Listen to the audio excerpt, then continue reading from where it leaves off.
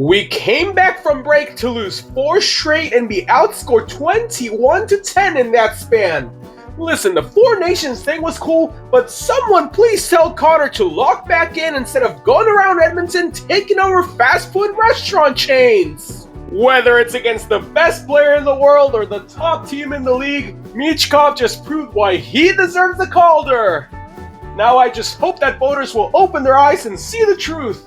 In Scott Lawton's name I pray, Amen. Even with the 2 recent losses, man, what a ride that 11-game winning streak was! And to think Scheifele is only a handful of goals away from catching Dale, couldn't have written it better myself. I still have no clue how we grinded out wins against the Avs and the Jets when most nights we cannot even hit a puck into the ocean. Although I'll give Stamkos credit, I've never thought about getting out of a slump before by scoring into your own empty net. 1 goal in the last 9 periods. Basically everyone else in the Western wildcard hunt loses this weekend, and we take advantage of that by scoring 1 goal in 3 games. Guess what, Ryan Lomberg? We love palm trees, the sunshine, and we flip and hate you too! Now let's have Hagel stay red hot, Bassey continue to shut everyone out, and let's keep on building off this 8-game winning streak! 3 losses in a row. Wow, okay, it's been a minute. I kind of forgot what that felt like. Alright, we're gonna have to pick it up, boys, because we only got 22 games left and Ovi's 11 away. We can't slow down now. First 4-game winning streak of the season! I knew we couldn't possibly still be just as bad as the Sharks, and even though we had to force overtime to beat them, that Cole Caulfield goal on Celebrini proved just why. I honestly don't know which is worse now, losing by 5 goals every night last season, or blowing a 3rd period lead every game this year. Ha! Serves you right for that needless cross-check to the back of Sanderson's head right before you made it a 1-goal game against us. Also though, now that we're done with this 5-game losing streak, can we stop having 1-goal games against teams like the Sharks? You know, if we take the comeback win in Detroit, the shutout against Boston, and then ignore the 3 humiliating losses plus all the injuries in between, I'd say we had a pretty solid week. A career-high 5.9 for Keller against Bill Guerin and the Wild, but nah, he ain't versatile enough for Team USA's roster, right? Here I thought we were past the injury scares after Quinn Hughes sat out of the Four Nations face-off, but if the Vancouver Canucks are calling him day-to-day after that loss to Seattle, I think it's safe to say he's probably on his deathbed bidding farewell to his loved ones right now. We were finally looking healthier with Nico Hischier back earlier this week, but of course, the same night that we get Markstrom back, Jack Eichel drives Jack Hughes right into the boards. I can't take this anymore, man! Yikes! I sincerely hope Jack Hughes is okay after a bit of a wonky misplay from Eichel there, but y'all gotta understand, we blew it to the Kings in the 3rd period and then had to drop 7 goals just to barely beat the Blackhawks. Man, it has been a week!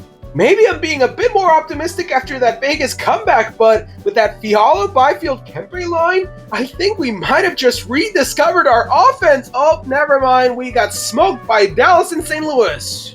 Let's see, favorite performance of the week has to go to Rupe Hintz and his 4 assists against the Kings, right?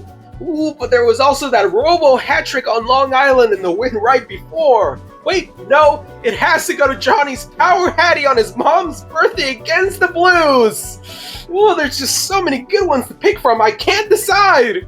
Honestly, if the Jets don't squeak one in late a week ago and both Hoffer and the special teams, you know, showed up against Dallas, we could have easily been on a 6 or 7-game winning streak, which is also the same amount of goals that we dropped on Seattle last Tuesday. Hey, we got Jordan Eberle back just in time for a win against Florida! And also to watch our rookie goalies be traumatized in their first NHL games. I could have sworn Jari was the sole reason why our goaltending sucked, but as it turns out, we might as well start 6 skaters on the ice because regardless of who's in net, we keep allowing a goal on the first shot of the game! Well, at least you still get a chance to catch up afterwards, because let me tell you, it sure is better than allowing goals in the final 2 minutes of every goddamn period of every goddamn game! But it was 3-0! What happened? I swear the demons must be getting tired of us because we got a buzzer beater against Pittsburgh. We came back down 3 goals in Boston for the first time in 60 years? And not to mention we beat Carolina 5 years to the day since we lost to a 42-year-old ZAMBONI driver who worked for us! I hadn't thought about that in, well, about 5 years. Anyways, I think I finally figured out how to get Rantanen going so the media shuts up about moving him for just a second. We can either continue wearing those sweet Whalers uniforms for the rest of the season, or we can just keep playing the Buffalo Sabres who clearly have no idea what they're doing. Sure, we blew it against the Canadiens, and I might never see the Sabres win a game in Raleigh during my lifetime, but don't let that make you forget that we absolutely embarrassed the Rangers and their $11 million goalie by dropping 8 goals in the first game coming back from the break! Hey, Rangers fans, you hear Sorokin scored a goalie goal? I mean, sure, it wasn't as nice as Igor's, but wait a second, Igor doesn't have any! Ilya, #1 goalie in New York, baby! That's actually rich, coming from the Islanders literally days after we beat Sorokin so bad he got yanked in our game, but okay, we'll see who's still laughing next time we play! Still not convinced about this Ryan Lindgren trade, but we got Nichushkin back from injury, and Chris McFarland has been cooking with the trades this season, so hey, why not? Alright boys, solid effort racking up wins while Chucky recovers from injury. In the meantime, I'm sure we can find some good use to that LTIR space and start making moves like Spencer Knight in a first to Chicago for Seth Jones is gone! Ah! Wow, okay, I mean, I loved Spencer, but I guess he was too inconsistent to be our goalie of the future. Plus, we had to shake up this decor somehow, so in Bill Zito we trust?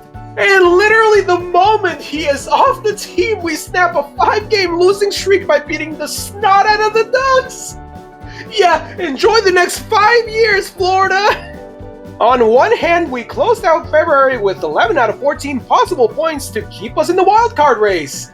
On the other, we definitely got punked by Buffalo and Chicago, so who knows what March has in store for us.